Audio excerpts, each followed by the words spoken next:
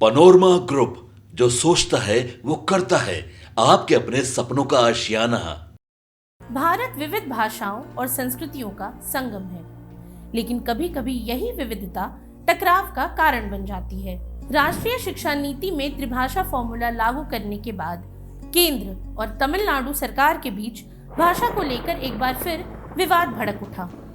तमिलनाडु के मुख्यमंत्री MK. Stalin ने साफ शब्दों में कहा है कि उनका राज्य एक और भाषा युद्ध के लिए तैयार है। उनका आरोप है कि केंद्र सरकार हिंदी थोपकर देश में भाषाई अशांति के बीज बो रही है। डीएमके के वरिष्ठ नेता कनिमोझी ने भी यही चिंता जताई कि उनकी समस्या हिंदी भाषा से नहीं बल्कि उसके थोपने की केंद्र सरकार की नीति से है।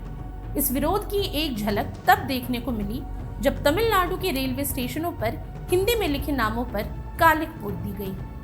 स्टालिन ने अपने सोशल मीडिया पोस्ट में भोजपुरी, मैथिली, अवधी, गढ़वाली, ब्रिज, बुंदेली, कुमाऊनी, मगही समेत कई भाषाओं का जिक्र किया और आरोप लगाया कि अखंड हिंदी पहचान के दबाव में ये सभी प्राचीन भाषाएं खत्म होती जा रही हैं। उनका कहना है कि यूपी और बिहार सिर्फ हिंदी हृदय स्थल नहीं, वहाँ की लोक भाषाएं भी समृद्ध रही हैं, लेकिन हिंदी के वर्चस्व ने उन्हें हाशिए पर धकेल दिया है।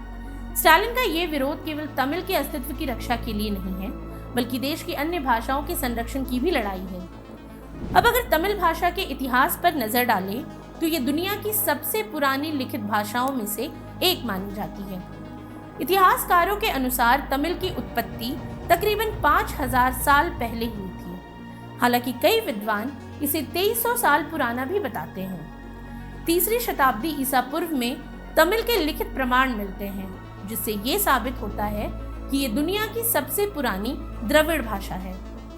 वहीं संस्कृत को भी दुनिया की सबसे पुरानी भाषाओं में से एक माना जाता है।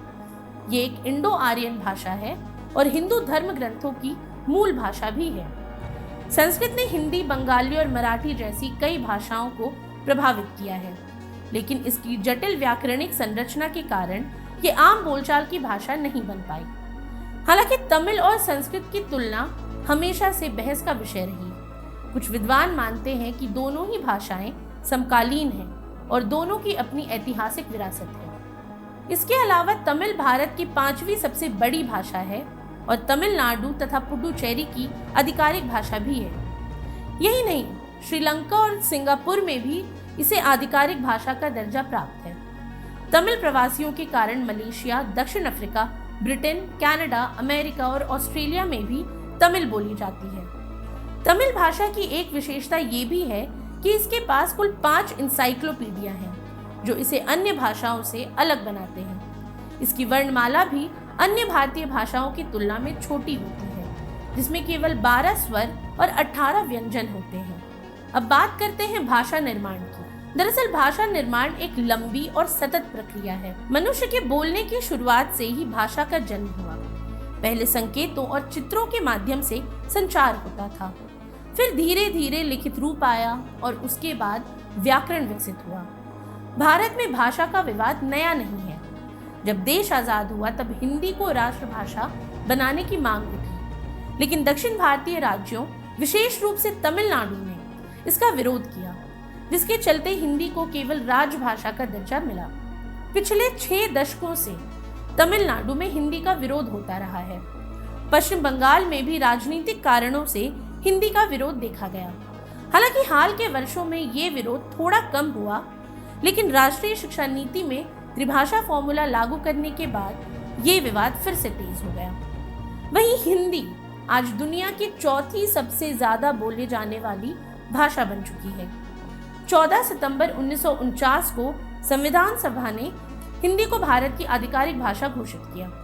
2011 की जनगणना के अनुसार देश में 43.63% लोग हिंदी बोलते हैं। यही नहीं, Nepal, Mauritius, Guyana, Fiji, Suriname और त्रिनिदाद टोबैगो जैसे देशों में भी हिंदी का प्रभाव देखने को मिलता है। अब गौरतलब है कि भारत जैसे बहुभाषी देश में भाषाओं को लेकर विवाद स्वाभाविक है, लेकिन सवाल ये है कि इसका समाधान क्या हो।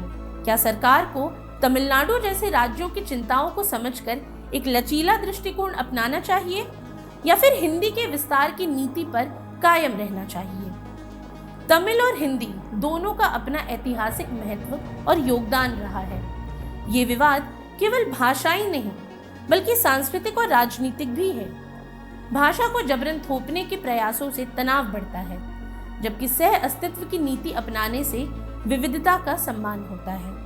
भारत की असली ताकत उसकी भाषाई समृद्धि में है और इसे सहेजने की जिम्मेदारी हर नागरिक की है। आज के लिए इतना ही।